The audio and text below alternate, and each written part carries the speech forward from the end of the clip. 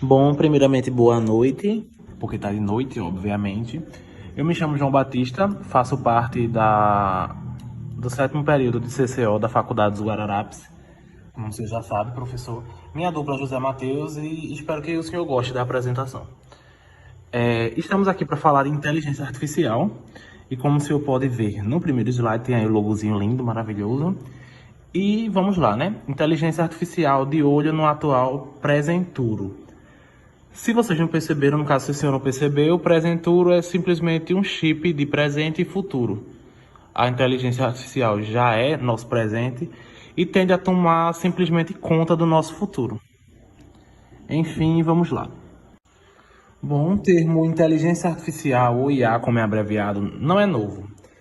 A primeira vez que o termo apareceu foi no ano de 1952, em uma conferência em Dartmouth. Acho que se pronuncia assim. Realmente é possível máquinas aprenderem?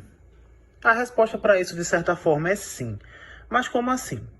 O aprendizado de uma máquina é um método de análise de dados que automatiza o desenvolvimento de modelos analíticos.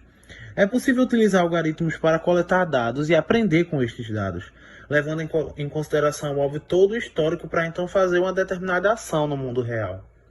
Ou seja, alimentando dados através de certos métodos, a gente consegue analisar esses dados, a gente não, a IA no caso, consegue analisar esses dados para assim chegar a alguma decisão promissora, capaz de mudar ou então só acionar, só agir no mundo real.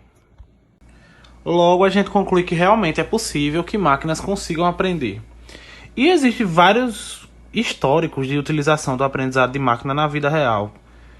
Como um dos maiores exemplos que a gente tem em relação a isso hoje são os carros autônomos que a Google lançou, que dirigem sozinhos, basicamente. Tipo, eles não começaram a dirigir do nada, tá entendendo? Eles aprenderam a dirigir sem a própria intervenção humana. E óbvio, para ter toda a questão de aprendizagem, vários métodos são usados.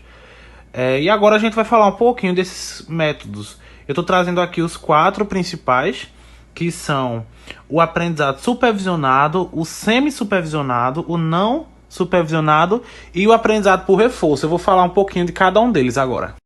Bom, no aprendizado supervisionado é o que o próprio nome já diz.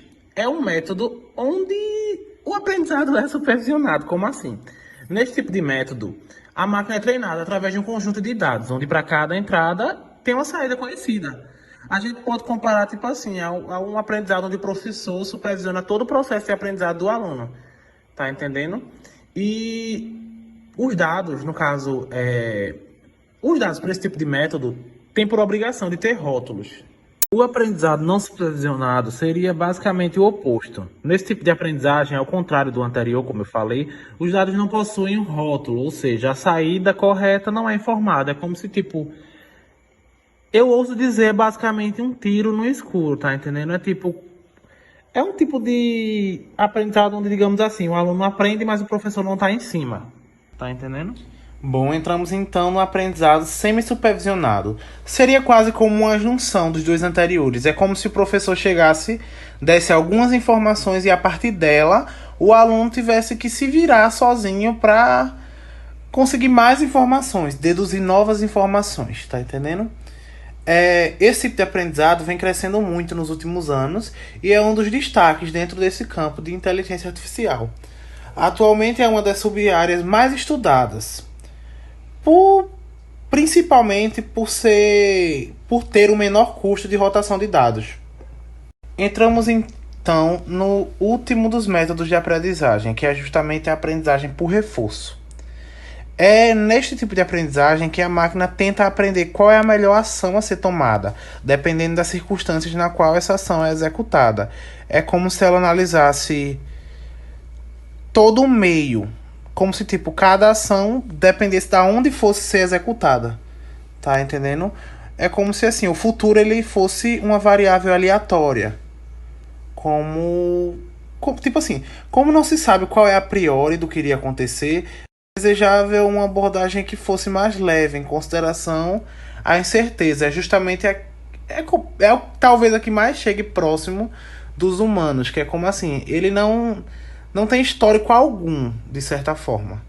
Ele foi feito justamente para essa abordagem foi feita justamente para agir na incerteza. Bom, a gente falou dos métodos da aprendizagem de máquina e agora a gente vai falar dos processos de aprendizagem, trazendo 3 tipos para ele, para vocês no caso, né? Para o senhor no caso. O primeiro deles são as redes neurais, que a gente pode igualar, que a gente pode basear um pouquinho no cérebro humano. Existem diferentes tipos de redes neurais, mas basicamente elas consistem em um conjunto de nós, ou levando para o lado da biologia, um conjunto de neurônios. Dispositivos em várias camadas com interconexões ponderadas entre elas. Cada neurônio combina um conjunto de valores de entrada para gerar saída. É basicamente isso. O segundo tipo é a árvore de decisão. Essa técnica, ela utiliza o algoritmo em formato de árvore, como se fosse, digamos assim, escadinha. Possui nó, ramos, folhas, ligações entre eles.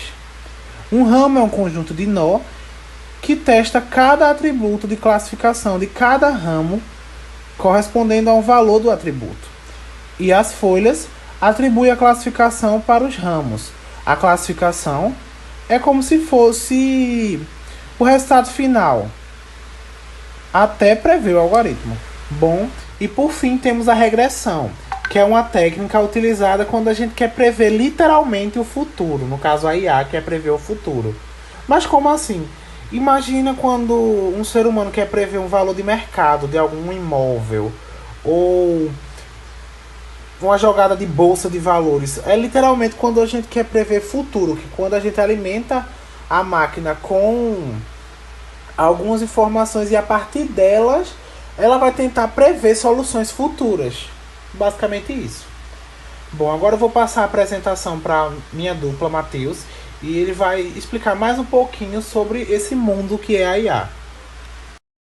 Eu vou falar sobre algumas métricas que podem ser utilizadas para ter uma medida que fale a quantidade de acertos e a quantidade de erros. A primeira que eu vou falar é sobre a acurácia. Ela é a mais básica e serve para medir o aprendizado, levando em consideração a proporção de predições corretas, mas sem levar em consideração os erros. A segunda é a sensibilidade. Ela é a proporção de verdadeiros positivos. É a capacidade que o algoritmo tem de prever casos que são totalmente verdadeiros. Já a terceira é a especificidade.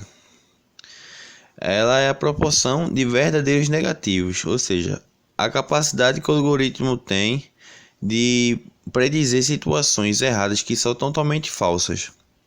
E a última é a eficiência. É a média aritmética da sensibilidade e especificidade. Ela indica se o algoritmo está sustentável a ter verdadeiros positivos e a ter verdadeiros totalmente negativos. Falar um pouco sobre os problemas com a inteligência artificial.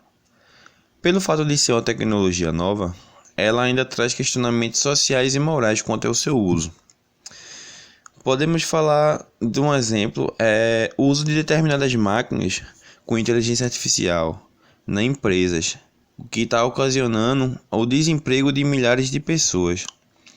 O uso da inteligência artificial gera isolamento social e, consequentemente, traz problemas físicos e mentais. Outro exemplo é a produção e a manutenção de máquinas com inteligência artificial. Além de ter um custo financeiro muito alto, precisa de pessoas especializadas para fazer toda a programação, e a inteligência artificial ela não possui habilidades cognitivas para desenvolver a criatividade como o cérebro humano faz. Bom, professor, é isso. É nítido que a inteligência artificial é um grande avanço para a humanidade que pode suprir de lados positivos e de lados negativos, mas sinceramente eu acho que mais de lados positivos do que negativos. E É o que a gente tem para fazer é esperar até onde a gente vai parar, né? Vamos ver até onde o ser humano consegue chegar com ela.